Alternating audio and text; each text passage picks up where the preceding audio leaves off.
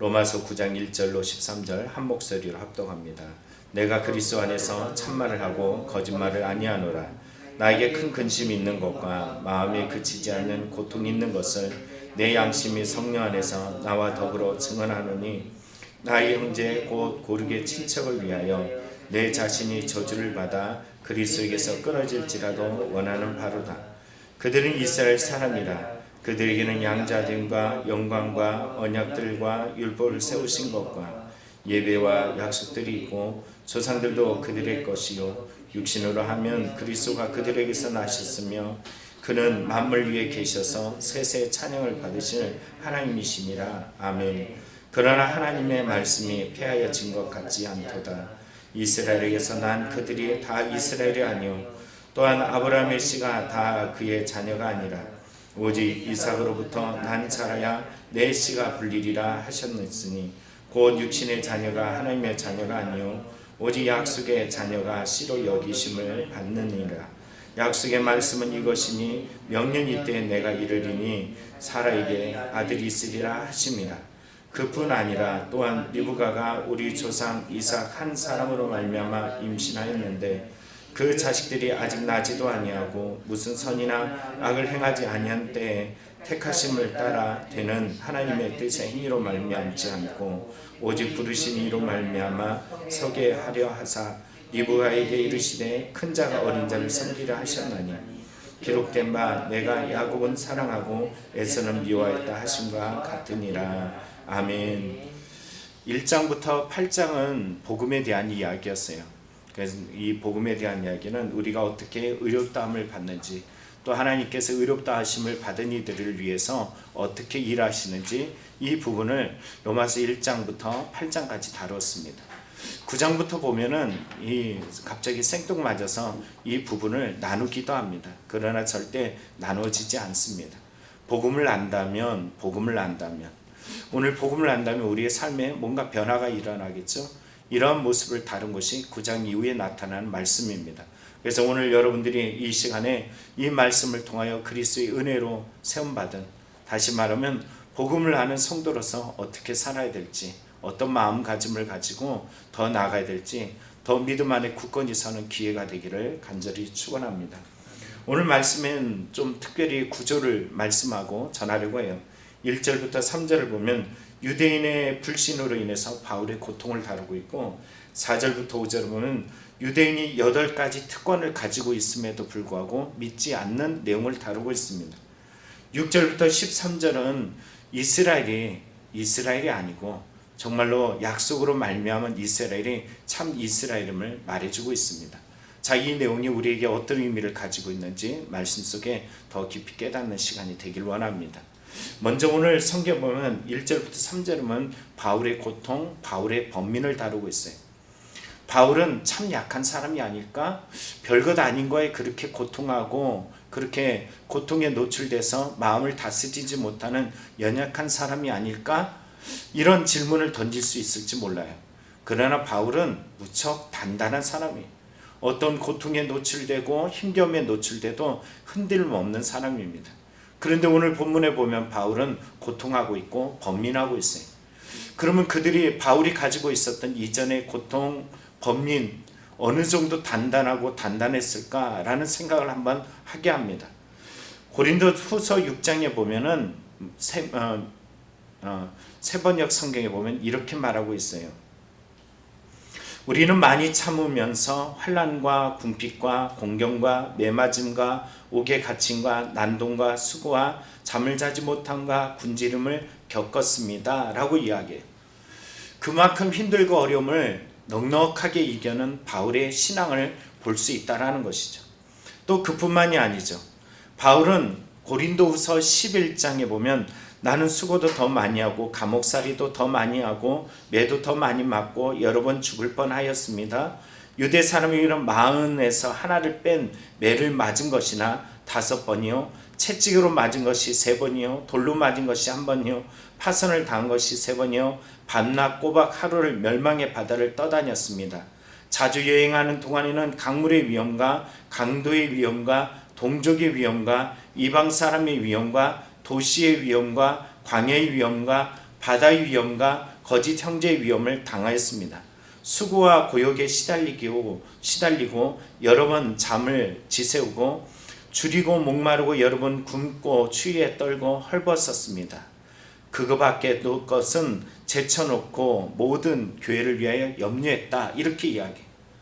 아니, 이만큼 고통에 대해서 단단한 사람이 오늘 본문에 보면 무척 연약해져 있는, 별것 아닌 것 같은데 염려하고 그리고 고통하는 바울의 모습을 봅니다. 어쩌면 이것이 각각 사람들이 가지고 있는 어떤 민감한 부분일 수 있어요. 여러분이나 저나 어떤 한 부분에 대해서 민감하게 반응하는 부분이 있어요. 이런저런 것들을 다 참아내는데 불구하고 한 부분에 유독 민감해서 고통하고 아파하고 실망하고 무너지는 이런 경우들이 있습니다. 그럼 바울이 담고 있는 이런 연약함, 마음의 번민을 가지게 하고 고통하게 하는 내용은 어떤 내용일까? 자, 오늘 성경의 1, 2절을 보면은 이렇게 말하죠. 내가 그리스도 안에서 참말을 하고 거짓말을 아니하노라. 나에게 큰 근심 있는 것과 마음에 그치지 않는 고통이 있는 것. 이게 뭐예요? 성령이 아시는 내용이에요. 그거는 3절에 말합니다. 나의 형제 곧 고륙의 친척을 위하여 내 자신이 저주를 받아 그리스도에게 끊어질지라도 원하는 바로다. 다시 말하면 자신의 고륙, 자신의 유대인들, 이들이 구원을 받기를 원하는 간절한 마음이에요. 여러분, 우리가 구원을 받는 구원에 대한 간절한 마음을 가져야 될 줄 압니다. 부모임에도 불구하고 자식의 신앙을 위해서 정말로 이렇게 내가 저주를 받을지라도 라는 마음을 가지고 그 자녀들을 위해서 눈물로 기도하는지, 오늘 이 예배 자리에 나와서 기도할 때 내 자녀의 신앙생활을 놓고 가슴을 찢어가면서 기도하고 있는 것인지, 또는 내 부모를 위해서 가슴을 찢어가면서 하나님, 저가 구원받기를 간절히 원합니다라는 이 마음으로 기도하고 있는지. 오늘 바울은 자기가 수많은 고통을 다 겪어봤지만 자신의 고륙친척, 이 가까이 있는 이 유대인들의 구원을 위해서 내가 저주를 받아도 괜찮다, 그래서 구원만 이룬다면 라는 이 바울의 간절한 모습을 보게 됩니다. 여러분, 무엇에 고통하고 있어요? 우리는 작은 매, 작은 시간들, 고통들, 육체 아픔들, 경제적 문제들, 이것에 대해서 아파할 줄 알아요. 그런데 정말로 바울과 같이 내가 복음을 안다라고 이야기하면서도 이 복음을 나에게 국한되고 나만 받으면 돼, 이런 마음으로 그냥 아무렇지도 않게 그냥 지나갈 때가 많습니다. 오늘 우리에게 복음의 간절함을 가지고 나아가는 신앙이 되기를 원합니다. 우리가 1장부터 8장까지 그 예수, 나에게 구원을 주신 그 예수의 감격이 있다면 이 자녀들을 위해서, 내 고륙 친척을 위해서, 내 주위에 있는 믿지 않는 자녀와 가족을 위해서 오늘도 눈물로 주님 앞에 기도할 수 있는 믿음이 되길 간절히 축원합니다. 바울이 오늘 본문 속에 발견하는 게 뭐냐면은 그들을 위해서 고통을 수반해야 돼요. 그들을 위해서 고통을 수반해야 돼요. 우리는 고통받기를 싫어해요. 자녀들에게 야, 교회 가야지, 예배 드려야지, 믿음 생활해야지, 이걸 말하는 것은 쉬워요. 그러나 그들을 위해서 가슴 아파하면서 기도하는 것은 어렵습니다. 정말 그들을 위해서 가슴을 찢어가며 기도하는 것이 쉽지 않아요. 여러분, 우리에게 바울과 같은 그런 기도자로, 예배자로 주님 앞에 서나가기를 간절히 축원합니다. 두 번째 내용은 유대인들의 8가지 특권을 설명하고 있어요. 이 말은 어떤 의미를 가지고 있냐면 8가지 특권, 믿을 수 있는 특권, 자신에게 충분히 이것을 통해서 예수를 더 알 수 있는 특권이 있음에도 불구하고 유대인들은 이 특권이 있음에도 불구하고 믿지 않는다라는 거예요. 이 이야기를 우리에게 하면 교회 가까이 하고 믿음을 가지고 있고 기도를 하면서도 우리는 이 예수를 밀어내고 있는지도 몰라요. 오늘 본문에 보면 이들의 특권이 어떤 것이 있는지 먼저 살펴봅니다. 4절을 보면 양자됨이 있대요. 성경의 신명기 14장 1절을 보면 너희는 자녀다 라고 이야기를 해요. 믿음으로 말미암아, 말씀으로 말미암아, 부르신 이로 말미암아 양자가 되었어요. 또한 그뿐만 아니라 영광을 가지고 있어요. 하나님의 임재하심이 그들 가운데 나타났어요. 또 언약이 있어요. 아브라함으로 말미암아 할례 언약이 있고, 그들은 다윗의 언약으로 말미암아서 메시아의 언약이 있고, 모세로 말미암아 율법적 언약을 가지고 있어요. 그런데도 불구하고 이들의 언약은 메시아를 발견하지 못했어요. 또 율법을 세웠어요. 율법은 왜 세웠어요? 우리는 죄인이야. 우리는 그렇게 살 수 없어. 그러나 그들이 율법을 가진 것을 자랑은 할 줄 알면서도 메시아가 오셨을 때, 예수가 오셨을 때 그를 받아들이지 못했다는 거예요. 예배가 있어요. 그들은 성전에서 하나님의 임재성을 경험하고 있으면서도 오시는 메시아를 체험하지 못했습니다. 약속이 있습니다. 이 약속이 뭐예요? 지금까지 주어졌던 모든 일들은 결국은 메시아가 올 것을 기대하고 나아갔던 일들이에요. 그렇지만 그들은 예수가 오셨을 때 받아들이지 못했어요.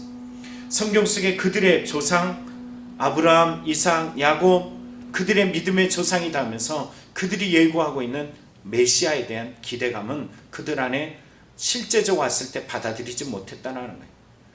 그들에게 메시아가 실제적으로 났어요. 그런데도 불구하고 이런 8가지의 특권을 가지고 있으면서도 예수를 받아들이지 못했다는 거예요. 그래서 바울은 이야기하죠. 로마서 1장 15절에 너희에게 복음 전하기를 원한다.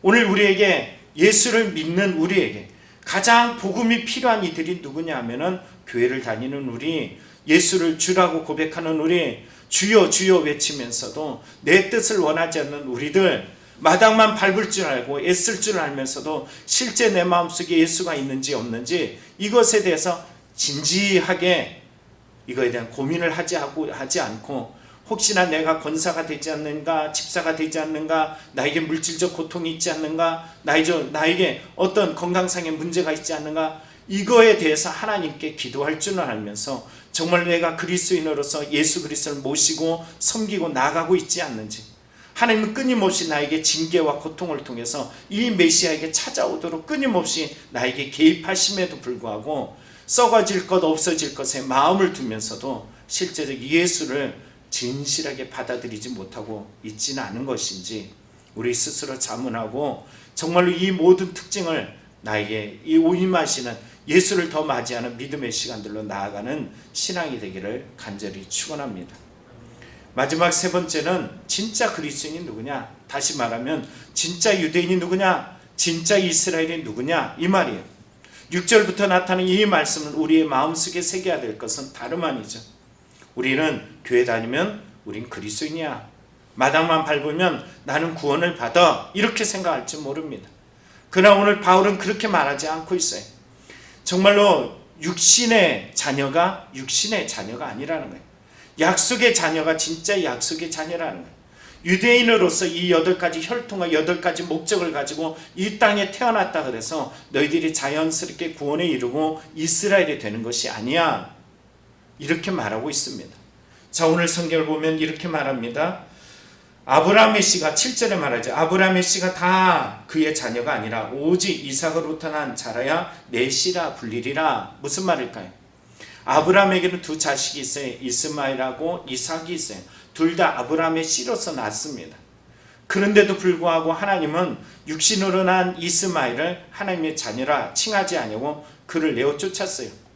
도리어 나지 아니한 그에게 내년 명년에 너에게 자녀가 있으리라. 내 육신으로 난 그가 네 자녀다 라고 이야기했어요. 육신의 자녀가 아니라 약속의 자녀가 진짜 자녀인 것이, 말씀을 약속을 가지고 이것을 믿고 의지하고 따라가는, 성경에 말하는, 우리가 성경에 요한복음 1장 12절에 말하죠. 영접하는 자, 그 이름을 믿는 자에게 하나님의 자녀가 되는 권세를 주셨다라고 이야기해요. 혈통으로도 육정으로도 난 것이 아니에요. 이거는 철저하게 약속에 의해서, 믿음에 의해서 믿는 자에게 주시는 하나님의 은혜예요. 오늘 이 약속이 우리에게 주어졌다는 거예요. 그뿐만이겠어요? 야곱에게도 마찬가지죠. 야곱에게 2 아들이 태어나기 이전에 하나님께서는 그들에게 바로 한 자식에게 자녀가 날 것을 말해주죠. 그 자녀는 누구예요? 앞서 말한 것처럼 이삭과 야곱이에요. 그런데 불구하고 나지도 않았는데 불구하고 성경은 뭐라고 이야기하느냐? 2절에 11절에 아직 나지도 아니하고 무슨 선이나 악을 행하지 아니었는데도 불구하고 하나님이 택하셨대. 누굴 택하셨어요? 야곱을 택하셨어요. 분명하게 우리가 생각할 때는 에서이겠지라고 생각할지 모르지만 에서가 아니라 하나님은 야곱을 선택하셨어요. 그 선택한 이유가 있어요. 여기 있죠. 택하심을 따라 되는 하나님의 뜻. 택하심을 따른 하나님의 뜻이 하나님이 택해 주셨어요. 하나님이 그를 선택하셨어요. 하나님의 선택이 하나님의 주권에 의해서 이 택함이 되었어요. 성경이 12절에도 말하죠. 리브가가 이르되 큰 자가 어린 자를 섬기리라. 하나님의 마음을 보았어요. 그뿐만이 아니라 성경에 13절에 이렇게 말합니다. 내가 야곱은 사랑하고 에서는 미워하였다. 이거는 어떤 의미일까요? 대조를 위한 히브리의 관용어예요. 에서를 미워해. 하나님 에서는 미워하고 야곱은 사랑해. 이런 우리가 언어적, 그러니까 이 문자적 의미를 가지고 있지 않아요. 대조를 이루고 있습니다. 나는 누구보다 누구를 더 사랑해, 이거예요. 그러니까 하나님 누구를 사랑한다? 야곱을 사랑한다. 하나님이 야곱을 사랑하기로 결정하셨어요. 이거는 하나님의 택하심이고 하나님이 원하시는 바예요. 선택의 주권이에요. 오늘 우리에게 하나님의 선택의 주권은 어떻게 주어지는 걸까요? 혈통적으로나 육정적으로 나는 이 땅에 태어나서 나는 그냥 그렇게 되는 거야 라고 말할지 모르지만 하나님은 누구에게 당신의 마음을 주셨어요? 믿는 자에게, 영접하는 자에게 하나님의 자녀가 되는 권세를 주셨어요. 오늘 우리가 1장부터 8장에 들었던 이 말씀, 정말로 나는 태어나면서 이 땅에 살아가면서 그리스도 앞에 날마다 연약해 부족해 오라 나는 공고한 자로다 라는 이 부족함 속에 노출되어서 절절매면서 탄식하고 있는 우리에게 하나님의 의를 주셨어요. 하나님의 약속을 따라서 믿는 자에게 주신 이 하나님의 의 우리가 받았어요. 하나님의 일을 더 사랑하는 줄 믿습니다. 오늘 내가 육적으로 태어났어. 나는 자연히 우리 엄마가 믿었고 우리 아빠가 믿었고 우리 아빠가 목사님이고 우리 엄마가 권사님이라서 난 당연히 구원에 이르러 웃기는 소리예요. 절대 구원을 받지 못해요. 오늘 믿어야 구원에 이르는 거예요. 그 약속을 믿고 그 약속에 따라서 살아야지 믿음에 이르는 겁니다. 우리는 말하죠. 나는 교회를 다녀. 반드시 하나님은 나의 구주가 되어주시고 반드시 나는 구원을 받아. 그러면 나의 자녀는, 나의 어머니는, 나의 아버지는, 나의 형제는 그러면서도 아무렇지도 않아? 그럴 수가 없다는 거죠. 오늘 나에게 구원의 이 감격과 은혜가 있다면 오늘부터라도 다시 한번 우리가 무릎 꿇어지길 원합니다. 오늘 내가 저주를 받더라도 혈육, 나의 고륙, 이 친척들이 구원에 이르도록 오늘도 가슴 아파하는 이 마음을 가지고 나아갈 때 하나님께서 진정한 그리스도의 구원이 이르는 그 은혜 부름 앞에 우리를 사용할 줄 믿습니다. 이 마음을 가지고 나아가는 저와 여러분이 되어서 하나님의 구원의 이 감격이 우리의 삶에 더욱더 넘쳐나기를 간절히 축원합니다. 기도하겠습니다.